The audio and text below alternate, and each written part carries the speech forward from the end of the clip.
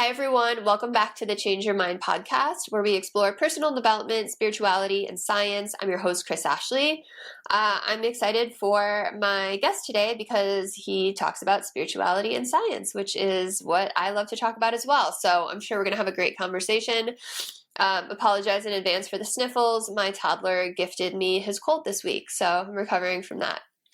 All right, couple quick announcements. As always, head over to the links in the show notes. You are going to find a lot there.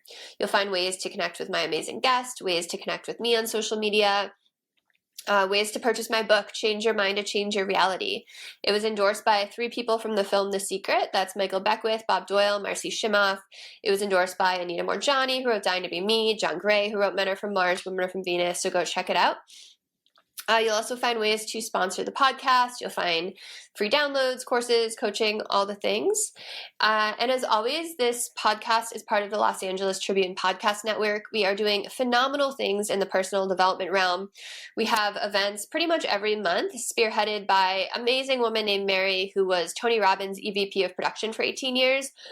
Our biggest event of the year is coming up in a few days. I get to be on stage with Dr. Joe Vitale, also from The Secret, Jim Quick, Joseph McClendon, Gene Simmons, Dean Graziosi. So come join us, get involved. All the podcasts are amazing. We're having so much fun and we're changing lives as we go. What if the one thing keeping you stuck is the way you think? Welcome to Change Your Mind with Chris Ashley, the podcast where science meets spirituality and mindset becomes your most powerful tool for transformation. I'm Chris Ashley, author of Change Your Mind to Change Your Reality, trainer, speaker, and lifelong seeker. For years, I battled trauma, depression, anger, chronic illness, low self-worth, and the weight of old stories.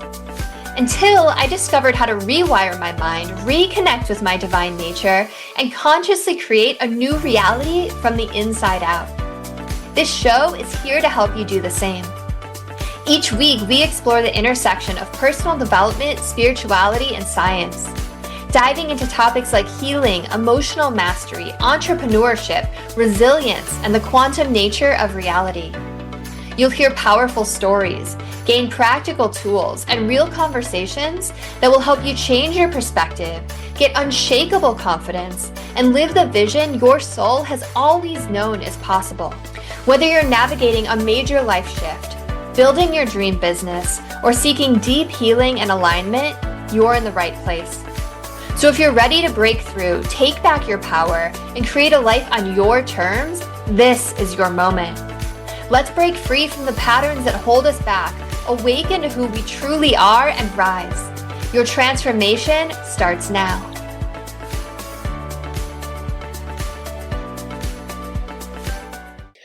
All right, so with me today, I have Michael Hirshome. So Michael is an inspiring thought leader and author dedicated to helping individuals explore profound questions about life's purpose and the nature of consciousness. Once immersed in the black and white world of accounting for over 30 years, Michael embarked on a transformative journey to uncover the deeper layers of existence, delving into metaphysics, spirituality, and personal growth. His book, Taking a Chance on Life, chronicles his evolution from skepticism to embracing the mysteries of energy, the universe, and human potential. Drawing from years of study and personal experiences, including life-changing moments of resilience and spiritual awakening, Michael offers a grounded yet expansive perspective on topics like energy, frequencies, quantum mechanics, and the interconnectedness of life. All things I write about as well. So I'm so excited to have you here, Michael. Welcome. Thank you very much, Chris. It's great to be here. So you told me you listened to a few of the episodes, so you know that the first question I ask everyone, the only planned question I ever have, is what is your origin story? So I know you hinted at it a little bit in your bio, but what is it that led you on this journey from skeptic to now speaking and lecturing on the topic? Well, very interesting question. I was an accountant, very linear type job for 29 years, actually 30. Almost completed 30. And the thing is, in that type of setting, you're very used to a black and white type of career, atmosphere, and you even think that way most of the time. That's what I thought my life was all about. And it took an awakening of sorts to get me out of that modality and start thinking from a different perspective. I like to talk about a lens, how we see our experiences through a lens. And it took this awakening to remove the lens and put something else on. That came on the Delaware Memorial Bridge, of all places, where I was coming back from Baltimore, was coming back from New Jersey, heading towards Delaware, approaching the Delaware Memorial Bridge, and I see this supercell in the distance, and it looked as if it was a hand, kind of waving me on, like with the fingers. Behind that was flashes of lightning, but the lightning wasn't ordinary lightning. It was the ball lightning, which was very strange because it looked almost greenish to it. That was strange enough, but the sky turned pitch black after a few seconds, and hail started falling the size of golf balls. And I was stuck halfway up the Dell Memorial Bridge. And cars were behind me, cars were in front of me. Everybody was just basically at a standstill. And I pulled out what I had in my pocket. It was called a Zohar, and started basically praying harder than I've ever prayed in my life, not knowing really what was going on. Rain came down in buckets. You couldn't see in front of you 5 feet. And the wind was whipping up, and I didn't really realize that was a tornado until I got to the other side of the bridge, and I asked the toll booth lady what happened. She said, tornado passed by the other side. So I didn't see it, but it was on, way on the other side of the bridge. So the sky, it stopped raining. The sun started coming out, and I literally looked up, knowing that the traffic was about to start any second, and asked, okay, what was that all about? As if this was on cue, like I was in a movie reading from a script. This truck, semi-tractor trailer, comes on the other side of the highway with the words on it, "You have just seen the future of your life." That was enough to floor anybody. But I took that to mean that you will experience a storm. I mean, a storm, like pain. It's gonna get really, really rough. Not just like a little rough, but rough. But when it's finished, you're gonna come through it okay, and you'll see the light, and everything will be fine. And I've got to tell you, from that point on, things did start to change. Now, the stuff did hit the fan in December of 2018. Which basically I left my job and didn't have work because it was so stressful, very, very intense. And at that point, I mean, this incident with the tornado was years earlier, but I had realized, I didn't really understand the timing on this. And all of a sudden, 29 years, and by the 30th year, I couldn't sleep, I couldn't eat, I couldn't do anything. And I had left on December 24th of 2018 after 30 years in this job with no job because I couldn't function as a person, let alone an employee. I just could not function. Lost sleep. I just couldn't possibly take one more day of this. And at the time, my wife was out of work as well. And we were in big, big trouble. Big trouble. And it's just one thing led to another. I met somebody who was a recruiter at my synagogue. We moved to Baltimore. My wife did find work. Just one thing started happening after another. And it all basically was because we didn't allow our paradigm, that fear paradigm, to lock so deep in that we couldn't move from it. Because after all, fear can paralyze people. It did paralyze me for a while, and it took me a good 10 months to get out of that.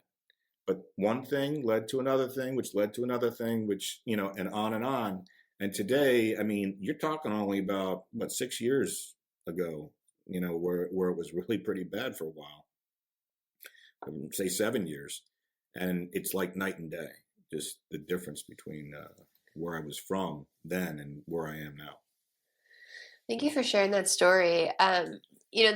There's so many stories out there about how our environment mirrors what's going on within us, right? Even like incredible stories about like people's like things breaking and exploding in people's houses, like water mains, just like when they fight with their spouse or something.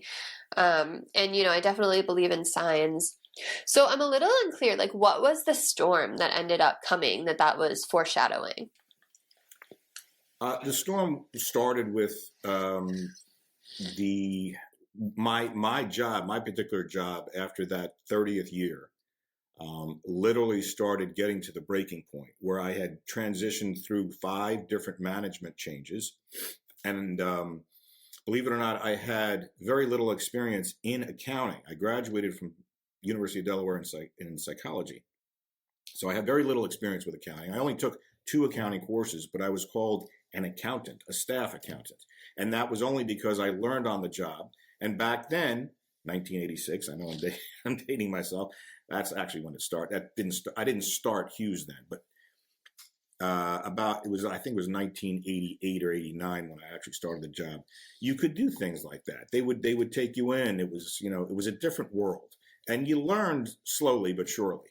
But by the 5th management change, they had caught on, and they were like, if this guy's not getting promoted every 10 months or whatever, there's something wrong. If he's not working 15 hours a day, if he's not able to handle all this change easily, something's wrong, and we need to do something about it. And it freaked me out because I'm listening to my controller saying this in the next office, and I had papers all over my office, just buried in I just could not keep up with it. And the pressure was so unbearable. I wouldn't wish this on my worst enemy. The pressure was so unbearable. I literally could not speak. I was shaking from stress. The universe has this tendency to, when it wants you to move and you're not on the path you're meant to be on, it will make you so uncomfortable where you are. And so you have no choice to move. That's why it's good to push yourself outside of your comfort zone before that happens, right? That's exactly right. And that's what happened, because inside I knew there was something more. There was something more to this. I had at many different instances I was getting signs, even as a younger man, not as a boy, but I was getting numbers and hits, little hits here and there. They were indicating that there's more to this than meets the eye. And if you're really not happy, and I put this in my book, if you're really not happy doing what you're doing, do what you have a passion for, even if it's 10 minutes, 15 minutes a day, but do what your heart is calling you to do. And I didn't listen to my own So advice. So you had written the book before this? No, it took me about 10 years to finish it. I started the book. It took about 10 years. So what I would do is I would put all these pieces of paper into a folder, literally like write down ideas, and just stuck them in a folder. I gathered maybe 350 pages of material, and really wasn't sure where it was going to go. But that book eventually did turn out. We ground it down through people. I had help, obviously, with this. Another author actually sat down and helped me, compress that into about 180 pages, 60, something like that. And it took 10 years to go through all this. And, as I was recovering from this stressful event, I kind of finished things off, and published it. And now it's an ebook, audiobook next month, and printed version. So it's really the book goes into detail about the journey, why I had to, quote unquote, go through what I did. Because as you said, sometimes you get a little tap on the wrist, you don't pay attention. So then the universe kind of shakes you a little bit. And then if you don't pay attention, you kind of get knocked down. And I was literally knocked down. I didn't get knocked out, but I was definitely knocked down. So I made it my business to get up. And after I got up, slowly things started turning around. but they quickly got quicker. They quickly started picking up steam as I changed my mindset about what's possible and what's not. So what is it that made you change your mindset? I did a lot of reading, and a lot of meditating on metaphysics, reading on metaphysics and a lot of meditating. And I started with guidance. What made you reach for metaphysical books? That's what I was drawn to. It was a natural kind of progression.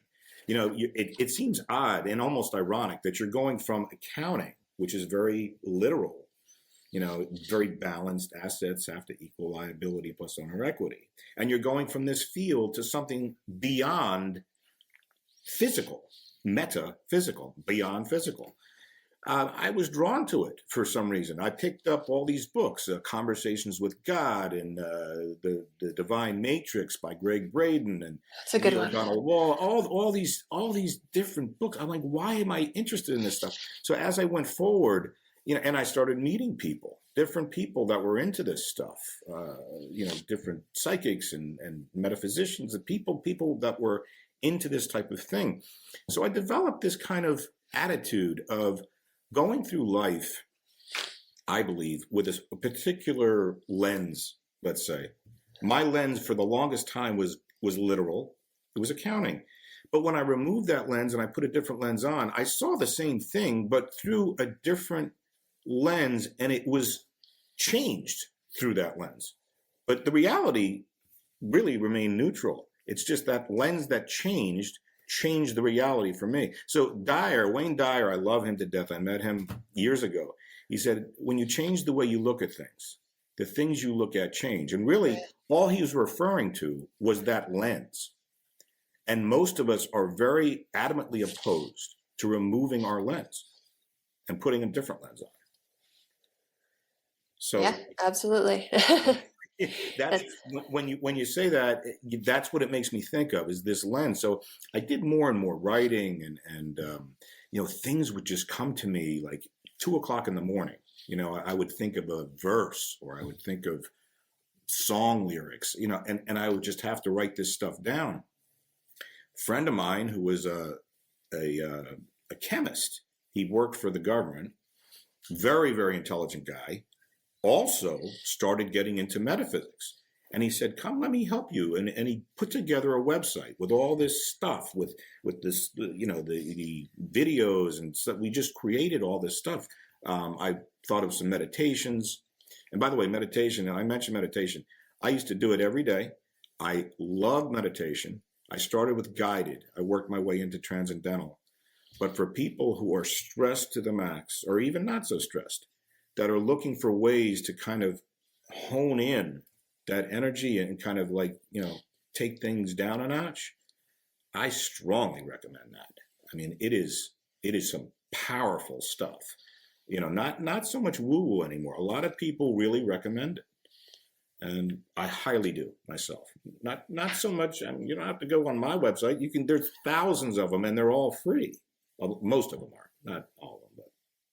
But. So it's funny. Your journey is a lot like mine.